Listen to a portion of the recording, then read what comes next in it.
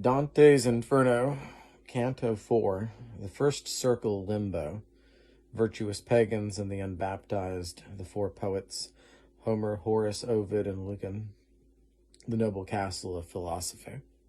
My personal favorite canto inside of Inferno.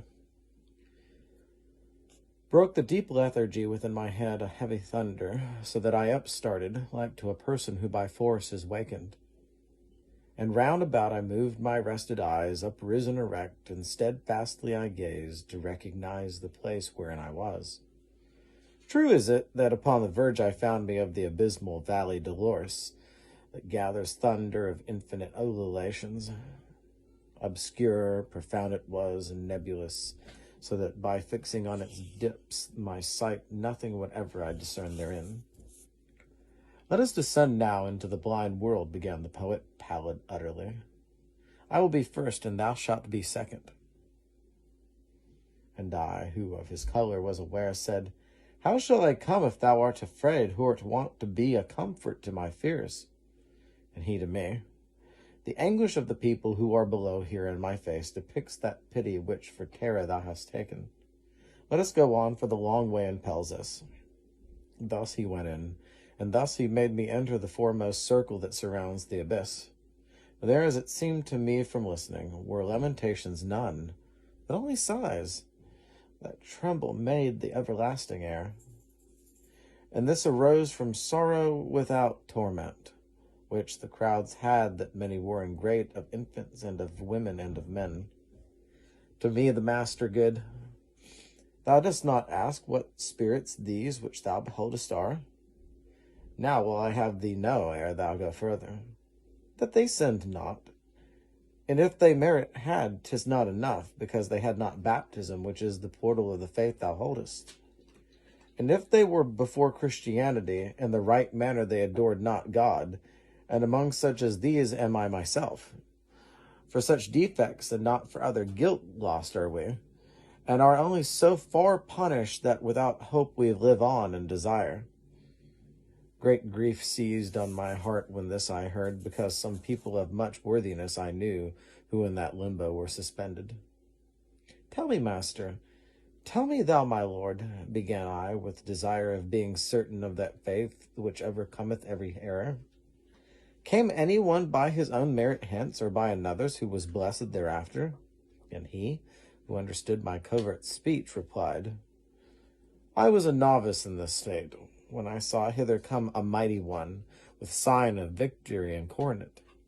Hence he drew forth the shade of the first parent, and that of his son Abel, and of Noah, of Moses the lawgiver, and the obedient Abraham patriarch, and David king, Israel with his father and his children, and Rachel, for whose sake he did so much, and others many, and he made them blessed. And thou must know that earlier than these never were any human spirits saved.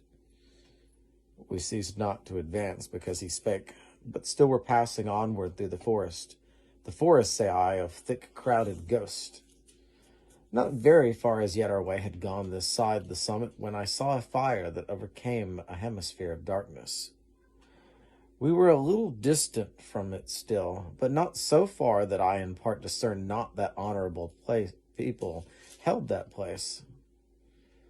Oh, thou who honourest every art and science, who may these be with such great honour have, that from the fashion of the rest it parts them? And he to me, The honourable name, the sounds of them above there in thy life, wins grace in heaven that so advances them. In the meantime a voice was heard by me, All honour be to the preeminent poet, his shed returns again, that was departed. After the voice had ceased and quiet was, 4 mighty shades I saw approaching us. Semblance had they nor sorrowful nor glad. To say to me, began my gracious master, Him with that falchion in his hand behold, who comes before thee, even as their lord. That one is Homer, poet sovereign. He who comes next is Horace, the satirist. The third is Ovid, and the last is Lucan.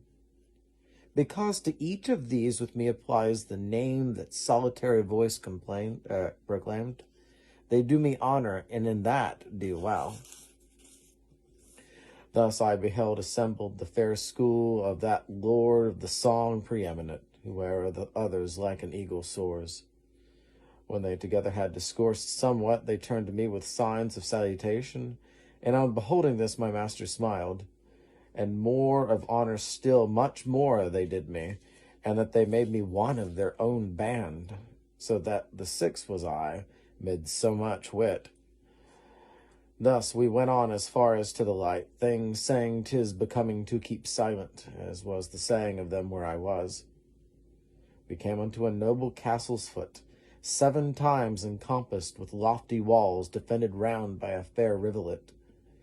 This we passed over even as firm ground. Through portals 7 I entered with these sages. We came into a meadow of fresh verdure. People were there with solemn eyes and slow, with great authority in their countenance. They spake but seldom, and with gentle voices.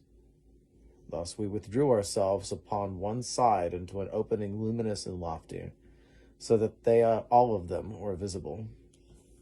There opposite, upon the green enamel, were pointed out to me the mighty spirits, whom to have seen I feel myself exalted.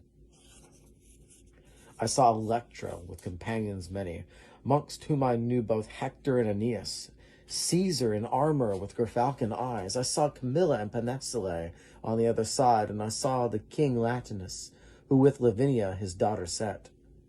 I saw that Brutus who drove Tarquin forth, Lucretia, Julia, Marcia, and Cornelia, and I saw alone apart the Saladine.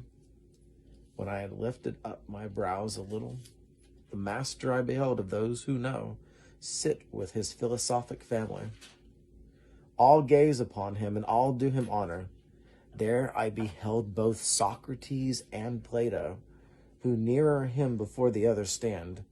Democritus, who puts the world on chance, Diogenes, Anaxagoras, and Thales, Zeno, Empedocles, and Heraclitus. Of qualities I saw the good collector, high Dioscorides, and Orpheus I saw, Tullian Livy, and moral Seneca, Euclid, geometrician, and Ptolemy, Galen, Hippocrates, and Avicenna, Averroes, who the great comment made. I cannot all of them portray in full, because so drives me onward the long theme, that many times the word comes short of fact. The sixfold company in 2 divides. Another way my sapient guide conducts me forth from the quiet to the air that trembles, and to a place I come where nothing shines. So if you're still here, I'll take a long pause whenever I read a poem. Some poems or cantos, when I have thoughts, I'll provide insight at the end here. If you just want to hear me read the poem, go ahead and stop listening.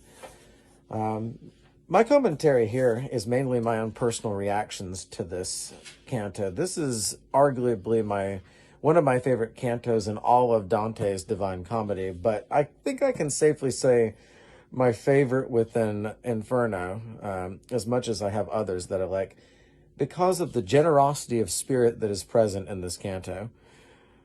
Dante, like with Aquinas and other medieval writers, struggled with the notion of how there could be, even within Catholic thought, those who clearly had touched upon eternal truth and upon morality, but were not baptized, were not saved. And you can see, even with the strictness of medieval thought, they didn't want to quite condemn all of these beautiful philosophers and scholars to the depths of hell. So while it's not hard theology, Dante, because of his poetry, gets to write his own rules. And so he creates this edge of hell where they don't suffer the fires of hell, but they live in a lonely palace on the edge of hell. So it's still sticking to the rules of Christianity, of Catholic theology, to not have them permitted into heaven, but not to suffer either. I just find that beautiful. This seems to be the great compromise. So those are my thoughts.